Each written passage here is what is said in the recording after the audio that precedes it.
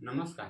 RR एडभोकेसीमा तपाईँलाई धेरै धेरै स्वागत छ र आजको टपिक रहेको छ जन्मदत्ता प्रमाणपत्रको लागि लेखिने निवेदन भन्नाले जन्मदत्ता प्रमाणपत्र प्राप्त कसरी गरिन्छ त्यसको लागि के कुरा गर्नुपर्छ यो भिडियोमा हामी चर्चा गर्नेछौँ।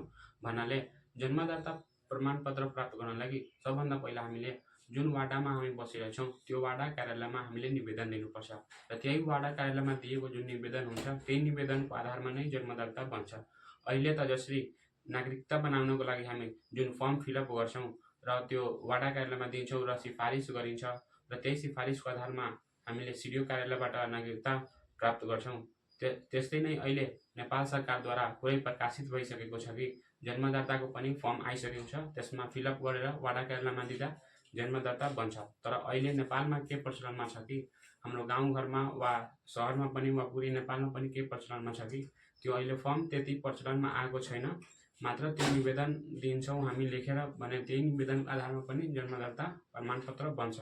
अनि धेरै ठाउँमा त्यो यदि फर्ममा पनि हामी फिलअप गरेर दिइरहेको छौँ तब पनि हामीले निवेदन साथमा एट्याच गर्नुपर्छ र त्यही जन्मदत्ता प्राप्त गर्नको लागि निवेदन कसरी लेखिन्छ त्यसको बारेमा आजको यस भिडियोमा हामी चर्चा गर्नेछौँ। र त्यो जन्मदत्ताको निवेदन कसरी लेखिन्छ त्यो स्टेप बाई स्टेप सिक्नुभन्दा पहिला जन्मदत्ता भनेको के हो र त्यो किन यति आवश्यक छ त्यसको बारेमा 1 मिनट छलफल गरौँ। भन्नाले जन्मदत्ता आधारभूत पहिचान हो। कुनै पनि व्यक्तिको सबभन्दा पहिला जुन पहिचान प्रदान गर्ने दस्तावेज हुन्छ भने त्यो जन्मदत्ता हो। यसले यसरी पनि बुझ्न सकिन्छ कि जन्मदत्ता कानुनी पहिचानको आधारभूत दस्तावेज हो। भन्नाले कुनै पनि पहिचान मान्छेको जुन हुन्छ त्यो जन्मदत्ताकै आधारमा हुन्छ। भन्नाले यदि कुनै पनि व्यक्ति बच्चा छ भने भन्नाले नाबालिग छ भने त्यसलाई पनि यदि कुनै पनि हक अधिकार उपभोग गर्नु छ भने त्यसलाई जन्मदत्ता आवश्यक पर्छ र उमेर पुरा भइसकेपछि त्यसले नागरिकता प्राप्त गर्नको लागि पनि जन्मदत्ताकै आधारमा त्यसले नागरिकता प्रदान गरिन्छ र त्यसले प्राप्त गर्छ र कुनै पनि कानुनी हक अधिकार उपभोग गर्न सक्छ। र सबभन्दा ठुलो कुरा कि कुनै पनि व्यक्तिलाई समाजमा बाँच्नको लागि पहिचानको आवश्यकता पर्छ र त्यही पहिचान जन्मदत्ताले प्रदान गर्छ र त्यसकै आधारमा मान्छे राम्ररी एक्जिस्ट गर्न सक्छ र समाजमा बाँच्न सक्छ। त्यही भएर नै जन्मदत्ताको यति आवश्यकता छ र यति महत्त्व छ।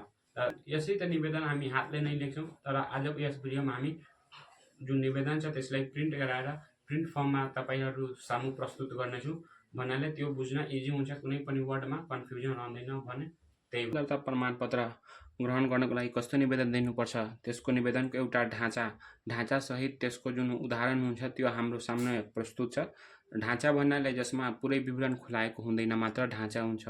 तर उदाहरण भन्नाले पुरै एज अ ओरिजिनालिटी प्रदान गरे जस्तै एज अ इक्जाम्पलको रूपमा एउटा प्रस्तुत गरिएको हुन्छ र आजको यस निवेदनमा हामी उदाहरणको रूपमा हेर्न सक्छौँ। जस्तै कि यसरी त निवेदन लेख्दाखेरि हामी यो मितिबाट स्टार्ट गर्छौँ, तर पहिला पनि चलन चल्तीमा के थियो कि हामी जुन वाडा कार्यालयमा वा कुनै पनि कार्यालयमा यदि दर्ता गराउन गइरहेको छौँ भने त्यहाँ माथि त्यो वाडा कार्यालयमा त्यो निवेदन पत्र दायर गरिएको छ भनेर लेखिन्छ। जस्तै कि श्री पोखरा महानगरपालिका वाडा नम्बर 1 बगर भन्नाले बगर तपाईँको टोल हो र यो गाउँ महानगरपालिका हो। यदि तपाईँको कुनै पनि स्थानीय सरकारमा तपाईँको नगरपालिका हो भने नगरपालिका लेख्न सक्नुहुन्छ, गाउँपालिका हो भने गाउँपालिका लेख्न सक्नुहुन्छ। र बगर तपाईँको टोल हो र त्यसको वाडा कार्यालयमा चढाएको निवेदन पत्र र अहिलेको टोल भन्नाले तपाईँको एउटा वाडालाई बुझिन्छ। र यो चढाएको तपाईँ वर्ड हेर्न सक्नुहुन्छ जुन कि तपाईँको कानुनी भाषामा युज भएको वर्ड हो। जस्तै कि हाम्रो नेपालको कानुनी भाषामा उर्दू, फारसी, हिन्दीबाट पनि शब्दहरू आएका छन् र यसलाई तपाईँ अहिले दायर गरेको निवेदन पत्र पनि लेख्न सक्नुहुन्छ। र यहाँ मिति तपाईँ इजिली बुझ्न सक्नुहुन्छ। जस्तै कि आज मिति 2082 असार 13 गते यो निवेदन लेखिएको छ, त्यही भएर आजको मिति यो लेखिएको छ। र यहाँ श्रीमान वाडा अध्यक्षज्यू भन्नाले जो वाडाको अध्यक्ष हुन्छ त्यसको नाममा निवेदन लेखिन्छ। यदि तपाईँ प्रमुखज्यू लेख्नुहुन्छ तब पनि भइहाल्छ वा श्रीमान प्रमुख वाडा प्रमुखज्यू वा कार्यालय प्रमुखज्यू पनि लेख्नुहुन्छ भने भइहाल्छ। र वाडा अध्यक्षज्यू त कहाँको त तल त्यसको प्लेस लेखिन्छ। भन्नाले पोखरा महानगरपालिका 1 भन्नाले त्यसको वार्ड नम्बर 1 हो जसको वाडा कार्यालयमा हामी निवेदन पत्र दिएका छौँ र त्यसको फुल एड्रेस के हो भने कास्की गण्डकी प्रदेश नेपाल। र यसलाई तपाईँ आफ्नो ठाउँ अनुसार यसलाई रिप्लेस गर्न सक्नुहुन्छ। र त्यसपछि हामी विषय लेख्छौँ। जस्तै कि यहाँ छ जन्मदाता प्रमाणपत्र सम्बन्धमा।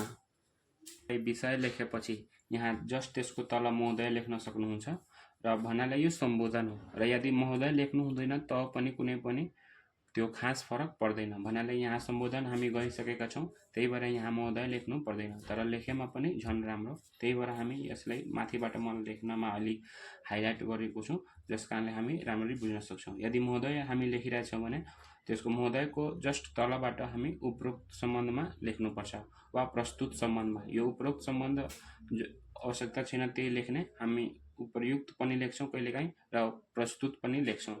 जस्तै कि यसमा के लेखेको छ कि उपरोक्त सम्बन्धमा निवेदन यो छ कि भन्नाले के निवेदन छ त कि स्वर्गीय हीरा पौडेलको नाति कृष्ण पौडेलको छोरा वर्ष 25 को म निवेदक अभिषेक पौडेल। यसमा के 3 पुस्ता पनि जनाउँदैछ। जस्तै कि हीरा पौडेल बाजेको नाम हो र कृष्ण पौडेल बुवाको नाम हो र जो निवेदक छ त्यो छोरा हो जसको 25 वर्ष उमेर भइरहेको छ र त्यसको विवाह मिति 2080 ज्येष्ठ 17 गते श्रीमती पूजा पौडेलसँग भएको कुरा यसै वाडामा प्रमाणित भइसकेको र हाम्रो सुखद दाम्पत्य जीवनबाट मिति 2082 साल ज्येष्ठ 25 गतेको दिन पश्चिमाञ्चल क्षेत्रीय अस्पतालमा हाम्रो छोरा अभिमन्यु कुमारको जन्म भएको सूचना गराउँदछौँ। भन्नाले यो निवेदनबाट सूचना पनि गराउँदैछ कि हाम्रो जुन भन्नाले जुन निवेदक छ त्यसको श्रीमती पूजा पौडेल छ जसको विवाह 2080 ज्येष्ठ 17 गते भएको छ, तर त्यसको छोराको जन्म 2082 साल ज्येष्ठ 25 गते भएको छ र जुन विवाह भएको छ त्यो त्यही वाडा कार्यालयमा प्रमाणित भइसकेको छ, जसको प्रमाणपत्र यसमा पेश गर्नुपर्छ। भन्नाले यो निवेदनको साथमा एट्याच गर्नुपर्छ। र 82 साल ज्येष्ठ 25 गतेको दिन पश्चिमाञ्चल क्षेत्रीय अस्पतालमा हाम्रो छोरा अभिमन्यु कुमारको जन्म भएको सूचना गराउँदछु। भन्नाले 2082 ज्येष्ठ 25 गते त्यो दुवैजनाको जुन छोरा जन्मेको छ त्यो उसको नाम अभिमन्यु कुमार राखिएको छ, जसको नाममा जन्म दर्ता बनाउने आवश्यकता परेको छ र कुनै पनि बालकलाई कानुनी हक तथा मौलिक हक प्रदान गर्न जन्म दर्ताको धेरै नै आवश्यकता भएको हुनाले नेपालको प्रचलित कानुन बमोजिम मेरो छोरा जन्म दर्ता प्रमाणपत्र प्राप्त गर्न योग्य भएकोले तपसिल कागजात जाँची बुझी सोही बमोजिम जन्म मिति दर्ता गरी जन्म दर्ताको प्रमाणपत्र प्रदान गर्न हार्दिक अनुरोध गर्दछु लेखिएको छ। जस्तै कि यो कुनै पनि बालकलाई कानुनी हक तथा मौलिक हक प्रदान गर्न जन्म दर्ताको धेरै नै आवश्यकता हुन्छ भनेर कुरा यदि तपाईँ लेख्न चाहनुहुन्छ भने लेख्न सक्नुहुन्छ, यदि लेख्न चाहनुहुँदैन भने त्यो आवश्यकता छैन लेख्नको लागि। तर योग्य भएकोले तपसिल कागजात जाँची बुझी भन्नाले जुन कागजातहरू संलग्न गरिएको छ त्यसलाई जाँची बुझी मलाई जन्म दर्ता त्यो प्रमाणपत्र प्रदान गर्नु भनेर अनुरोध गर्दछु भनेर त्यो लेख्नु नै पर्छ र आवश्यकता पनि छ। यो फर्मेट भन्नाले यो उदाहरण हेरेर तपाईँ राम्ररी आफ्नो निवेदन लेख्न सक्नुहुन्छ। र जस्तै कि संलग्न प्रमाणका कागजातहरू भन्नाले जुन कागजातहरू पेश गरिन्छ त्यसलाई हामी प्रमाण स्वरूप पेश गर्छौँ। जस्तै कि आमा र बुबाको नागरिकताको प्रतिलिपि भन्नाले जुन आमाको नागरिकता छ बुबाको नागरिकता छ त्यो दुईटैको प्रतिलिपि पेश गर्नुपर्छ र दुईटैको नागरिकताबाट थाहा भइहाल्छ कि त्यसको बुबा आमा को हो भनेर। साथसाथमा यदि त्यसको विवाहको जुन प्रमाणपत्र हुन्छ त्यो पनि पेश गरे झन राम्रो, यदि गरिँदैन त पनि त्यो वाडा कार्यालयमा भर पर्छ कि के माग गर्दैछ भनेर। र त्यस्तै नै यदि अस्पतालमा बच्चा जन्मेको छ भने त्यसको रिपोर्ट अवश्य हुन्छ र त्यो रिपोर्ट पेश गर्नुपर्छ। यदि रिपोर्ट छैन भने पनि त्यसको केही न केही प्रकारको प्रमाण पेश गर्नुपर्छ। यदि घरमै बच्चा जन्मेको छ भने त्यही अनुसार यहाँ निवेदनमा लेख्नुपर्छ।